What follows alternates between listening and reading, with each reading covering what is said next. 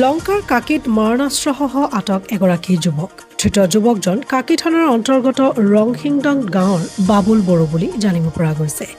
এক গোপন সূত্ৰৰ পম খেদি হোজাই অতিৰিক্ত আৰক্ষী অধীক্ষক ৰূপম বৰদলৈৰ নেতৃত্বত নিজ বাসগৃহৰ পৰা আটক কৰে বাবুল বড়োক। ধৃত বাবুল বড়োৰ পৰা আৰক্ষীয়ে এটা পিষ্টল, এটা মেগাজিন সহ 5টা সজীৱ গুলী, এটা মোবাইল ফোন উদ্ধাৰ কৰিবলৈ সক্ষম হয়। ইয়াৰ পূৰ্বেও অস্ত্ৰৰ গোচৰতেই আটক হৈ জেল হাজতলৈ গৈছিল বাবুল বড়ো।